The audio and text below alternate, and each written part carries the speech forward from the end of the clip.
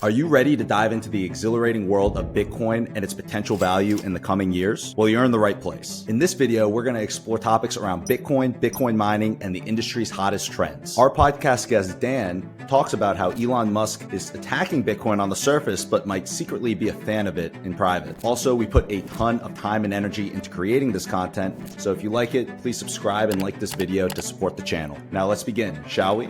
The topics that I think it would be cool to dive into with you would be Bitcoin price, difficulty of the network, where that might be going. We'll go into some predictions later on, but then also how to maximize profitability. I think that you're one of the best people to speak with on this particular topic, not just because of your background with Foreman, but because of your understanding of these different levers that Bitcoin miners have. And the first lever that I want to talk with you about is demand response.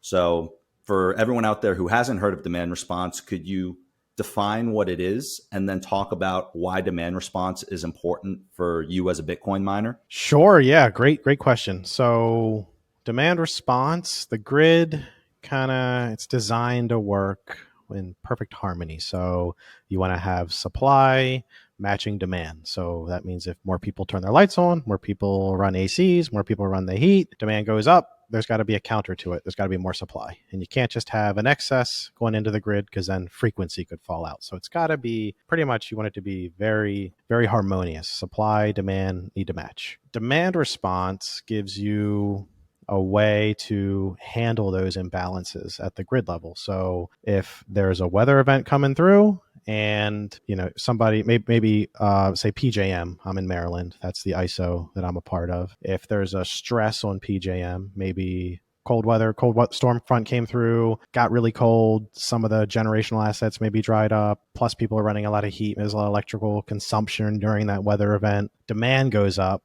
So now you need to have extra capacity to give to the consumers, so there's not a brownout or there's not a blackout where the grid actually shuts down because there's too much demand and not enough supply. So the nice thing is the grid can kind of incentivize large consumers to serve as a reserve of capacity, if you want to kind of view it that way. So if I'm a very large Bitcoin miner, if I'm a very large industrial facility or a plant, maybe I'm consuming 50 megawatts. So the grid, I'm always here, I'm always consuming it. So the grid's incentivized to keep producing it because I'm a consumer. I'm always buying 50, so they're always at least producing my 50. But then there's a weather event, and if you're not if the grid's not in a situation where they can just instantly start generating excess, they need to find a way. If there's a demand for an additional 50 on the grid, where are they going to get that 50 from? So they could say, "Hey Dan, if you turn off, that gives me 50 to give to Will and everybody else. So you just turn off and I'll use what I was giving you everywhere else." So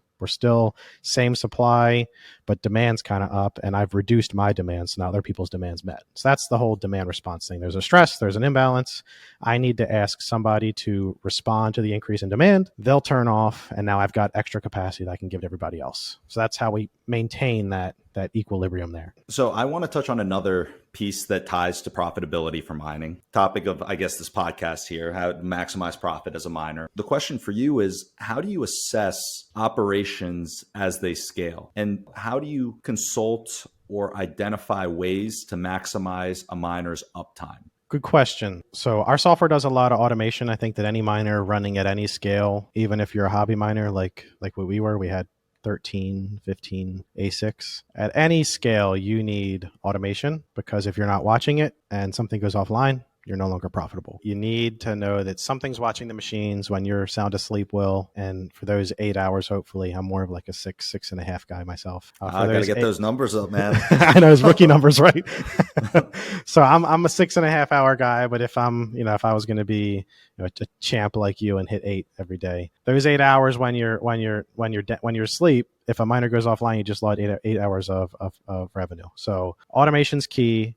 You need, and when you think about it, if you have, say, 10 people running I don't know, a 10 meg mine. You're eventually going to hit this point where the amount of people you're going to need to staff an operation with, if you hit 100 megs, 200 megs, 800 megs, you're not going to just fill it with a ton of people. You're just going to have people running around the site bumping into each other.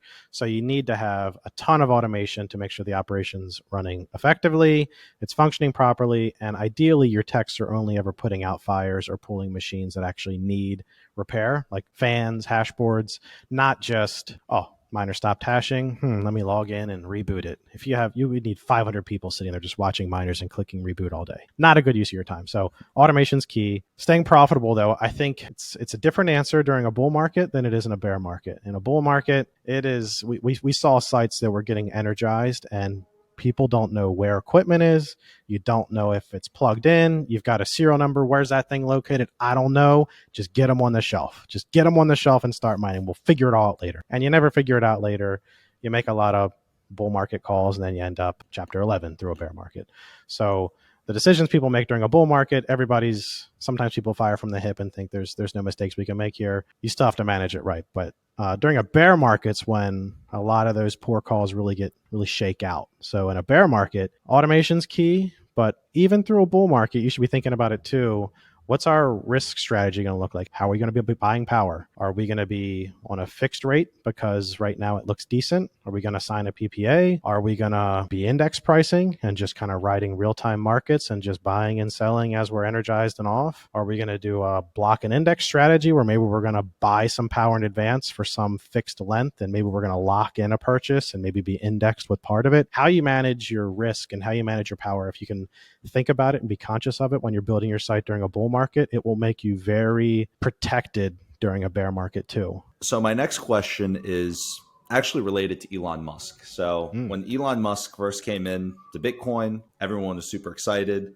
And then all of a sudden he started putting out some other ideas, particularly around Bitcoin mining, that started to change his stance on Bitcoin. So he started attacking Bitcoin for its energy use. He started talking about some other cryptos like Doge. But at the end of the day, I'm curious as to your perspective as a miner. One, did you have any initial thoughts when Elon attacked Bitcoin for its energy use? And then two, do you think he still holds the same position? Do you think he still hasn't looked into the energy side and realized that Bitcoin mining is actually beneficial for renewables? I would say if I feel like I would get a different answer if I had just me and Elon in one room, nothing recorded, nobody's there, and I was just like, what are your real thoughts on Bitcoin? I feel like because he's representing Tesla and the renewable side and solar on roofs and all kinds of stuff, I think that I feel like it was a shareholder push that made him go towards let's attack Bitcoin because we're trying to be super renewable, super green, and Bitcoin mining just looks like it's not backed by renewables in any capacity. That's just how some people like to think. So I would say I think he'd give me a different answer if I was just like, Elon, nobody's going to know. Just give me the thumbs up, thumbs down. I'll never ask you again. I feel like he would do the thumbs up to me. That's a good answer. And I actually tend to agree with what you just mentioned. I mean, at that time too, Bitcoin mining was just getting a ton of flack. And it was before a lot of these other things that we've talked about on this podcast had really hit the mainstream. You saw his first reaction, right? Tesla was accepting Bitcoin for a while. Couldn't you buy a Tesla with Bitcoin? I thought there was a brief period where they were accepting it.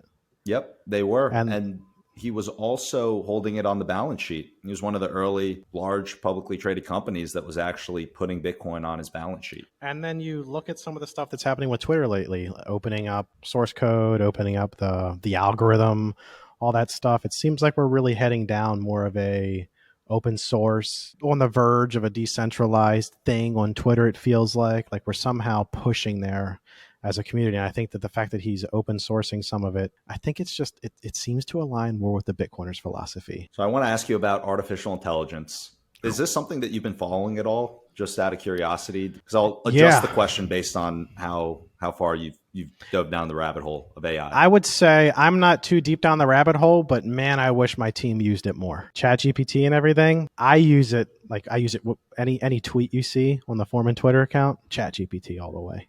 You can just say, write an engaging tweet that'll do X, Y, and Z. Make it more engaging, make it less clickbaity, and it will. It's incredible. So I would say that I'm a user. I would say I'm not too deep down the rabbit hole, but I know that we're trying to find ways to embrace it, to just, it's so powerful for just helping out with research and digging into things and learning from the fire hose in a very concise way. It's going to change the world. It already is. Oh, it's absolutely incredible. Yeah. I've been following it for a while, but not really diving in deep. And now I'm really trying to understand it just from my own personal knowledge from like a CTO type of level, if that makes sense. And I'm learning about it by using it. Like I'm asking ChatGPT, imagine you're a world-class chief technology officer and AI startup. What are the most important things for you to actually understand, keep in mind, and then just diving down the rabbit hole with it. And it's unbelievable how much information and reasoning it has, but then simultaneously just the speed at which you get these responses. Yeah.